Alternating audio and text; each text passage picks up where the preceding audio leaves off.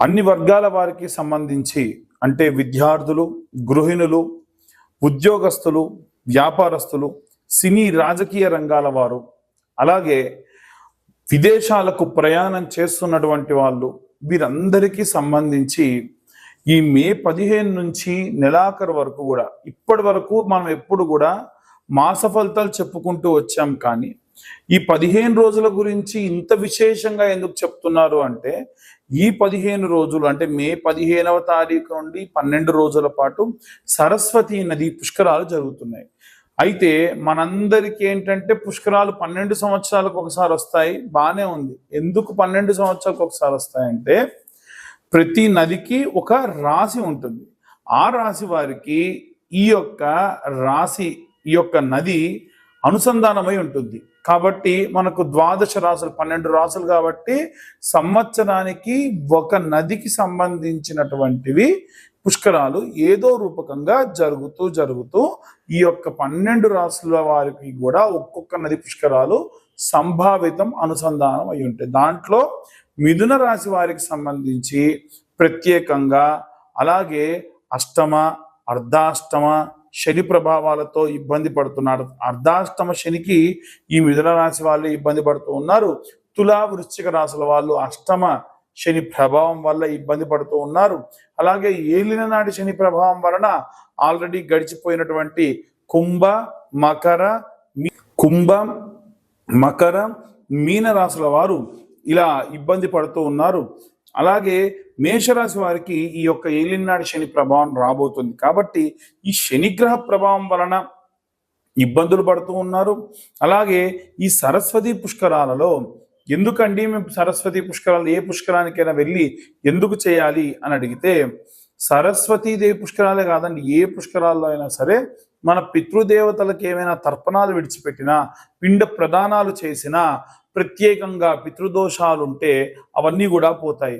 ఏమవుతుంది పితృదోషాలుంటే? చదువుకునే విద్యార్థి ఎంత చదివినా కానీ మంచి మార్కులు రావు, మంచి ర్యాంకు రాదు. గృహిణులకు ఎంత చేసినా గుర్తింపు ఉండదు. ఉద్యోగస్తులకు ఎంత కష్టపడ్డా కానీ ఈ పితృదోషాలు లాంటివి ఏమైనా ఉంటే సరైనటువంటి ఎదుగు పొదుగు లేకుండా ఉంటారు. వ్యాపారస్తులకు ఎంత బాగా వ్యాపారం జరిగినా ఖర్చులు అధికంగా ఉంటూ ఉంటాయి. అలాగే సినీ రాజకీయ రంగాల్లో ఉన్న వారికి కూడా పితృదోషాల వల్ల బహు విధాలైనటువంటి రకాలుగా ఇబ్బందులు పడుతూ ఉంటారు. ఇవేవి కూడా ఉండకుండా ఉండాలి అని అంటే వచ్చినటువంటి పుష్కరాలని మనం సద్వినియోగం చేసుకొని ఆ పుష్కరాల్లో తిల తర్పణాలు, పిండ ప్రదానాలు చేయండి. చాలా చాలా మంచిది. అయితే ఈ పిండ ప్రదానాలు ఇవన్నీ చేస్తే ఎలా కలిసి వస్తుందండి అంటే, కొంతమంది చూడండి వాళ్ళు పితృతర్పణాలు బాగా చేస్తారు.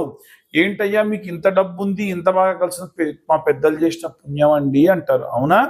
అలాగే ఒకవేళ చేయకపోతే ఈ పుష్కరాల సమయంలో ఈ గతించినటువంటి మీ యొక్క పితృదేవతల్ని పిలిచి, చూడయ్యా అక్కడ పుష్కరాలు జరుగుతున్నాయి, మీ వాడు ఎవడైనా సరే పిండ ప్రదానాలు తర్పణాలు చేస్తారేమో అని చెప్పి చూద్దామని చెప్పి అంటే అక్కడి నుంచి ఘోషిస్తూ ఉంటారు, అరే నాయన ఎన్నో దానాలు చేశా, ఎన్నో ధర్మాలు చేశా, ఎన్నో పుణ్యకార్యాలు చేశా, ఎన్నో దేవాలయాలకి విరాళాలు ఇచ్చాను, ఆ పుణ్యమంతా మీకోసమేరా, నాకింత పిండ ప్రదానం పెట్టి తిలతర్పణాలు చేయండి, శుభం కలుగుతుంది అని ఆత్మలు ఘోషిస్తాయి.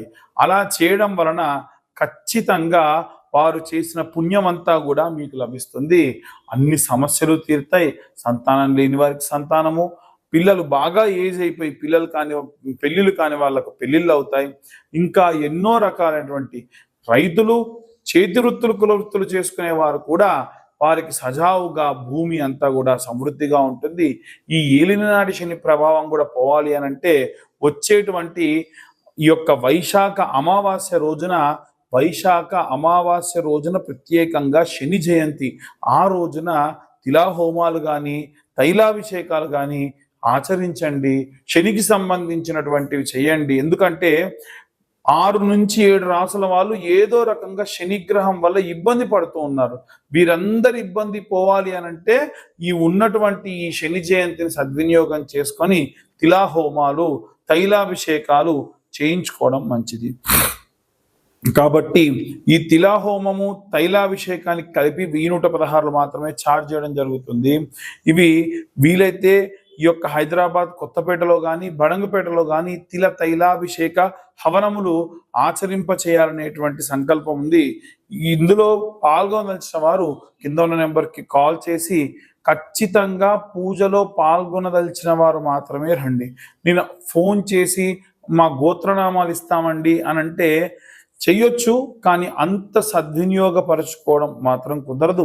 గోచార రీత్యా చెప్పేటువంటి విషయములు ఇవన్నీ కూడా మీ పర్సనల్ జాతకంలో ఎంత శని ఉచ్చస్థితిలో ఉంటే మీకంత సమృద్ధిగా ఉంటుంది. కాబట్టి జాతకం పూర్తిగా తెలుసుకోవాలి అనుకుంటే మీ పేరు, date of birth, time, place ఇవన్నీ కూడా వాట్సాప్ చేయండి. పూర్తిగా మీ జాతకం విశ్లేషణతో తెలుసుకోండి. ఈ జాతకం అంతా కూడా 60 నుండి 70 పేజీల్లో మీకు అందిస్తాము. ఈ జాతకానికి గాను 2025 రూపాయలు మాత్రమే ఛార్జ్ చేయడం కూడా జరుగుతుంది. ఇలా ఈ జాతకం ఇచ్చిన తర్వాతకి గంట పాటు మీకు జాతకం విశ్లేషణతో చెప్పడం జరుగుతుంది. మా యొక్క డేట్ ఆఫ్ బర్త్ టైం లేదండి అనుకునే వారు ఎటువంటి డబ్బు వృధా చేయకండి. మేము ఇప్పుడు చెప్పేటువంటి ఈ గోచార రీత్యా చెప్పే రెమెడీస్ అన్నీ కూడా మీకు చాలా చాలా చాలా బాగా ఉపయోగపడతాయి. సర్వే జన సుఖినో భవంతు. స్వస్తి. శ్రీమాత్రే నమః. శ్రీ గురుభ్యో నమః. శ్రీమాత్రే నమః. శ్రీ గురుభ్యో నమః. తదుపరి మకర రాశి. మకర రాశి వారికి సంబంధించి మే 15 నుండి నెలాఖరు వరకు కూడా విశేషమైనటువంటి కాలం అని చెప్పచ్చు. ఈ మే 15 నుండి మకర రాశి వారికి ఏలినాటి శని ప్రభావం పూర్తయిన తర్వాతకు వచ్చే సత్ఫలితాలన్నీ కూడా వస్తాయి. ఈ 15 రోజుల్లో కూడా మనకు సరస్వతి నది యొక్క పుష్కరాలు జరుగుతూ ఉన్నాయి. 15వ తారీఖు నుండి ప్రారంభించి నెలాఖరు వరకు కూడా 12 రోజుల పాటు ఈ యొక్క పుష్కరం జరుగుతుంది. పుష్కరాలకు సంబంధించిన సరస్వతి నది పుష్కరాలు జరుగుతాయి. ఈ 12 రోజుల్లో వీలైతే పుష్కర స్నానం ఆచరించండి. అన్ని రకాల దోషములు కూడా పోగొట్టుకోవచ్చు. ఇలా పూర్తయిన తర్వాతకు వచ్చేటువంటి శని జయంతి వైశాఖ అమావాస్య నాడు వస్తుంది. ఈ వైశాఖ అమావాస్య నాడు వీలైతే ఈ యొక్క శని జయంతి రోజున మీరు తిల తైల అభిషేకములు చేయించుకోండి. తిలాభిషేకము, తైలాభిషేకము, తిలా హోమం లాంటివి చేయించుకోండి. వీలైతే మేము కూడా ఈ యొక్క కార్యక్రమాన్ని నిర్వహిస్తూ ఉన్నాము. మీరు అందులో కూడా పాల్గొనవచ్చు. అయితే ఈ కార్యక్రమానికి సంబంధించి ఎందుకు ప్రత్యేకంగా ఈ యొక్క మకర రాశి వాళ్ళు చేయాలి అనంటే, శని మీకు రాష్ట్రాధిపతి, ఏలిన నాటి శని పూర్తయింది. శని జయంతిని సద్వినియోగం చేసుకోవాలి. నల్ల నువ్వులు వేసి ఒక నల్ల రంగు మట్టి చిప్పను తీసుకొని వచ్చి వీలైతే మీ ఇంటి బయట ఈ యొక్క నల్లటి ఒత్తి వేసి దీపారాధన చేయండి. నిత్యం చేయొచ్చు ఈ 15 రోజులు కూడా. దాని వలన ఈ ఏలినాటి శని ప్రభావం అనేటువంటిది పోతుంది. ఆ నల్ల నువ్వులు వేయడం వలన ఆ దీపం అంతా కొండెక్కిన తర్వాత కాస్త నల్లటి గసిలా ఏర్పడుతుంది. దాన్ని తీసుకొని బొట్టుగా ధరించడం కూడా చాలా మంచిది. ఇలా చేయడం వలన ఈ యొక్క ఏలినాటి శని ప్రభావాన్ని ఈ యొక్క మకర రాశి వారు దూరం అవుతారు. ఇంకా మనం ఎలాంటి రెమెడీస్ చేసుకోవాలనే విషయాన్ని ఇప్పుడు తెలుసుకుందాం.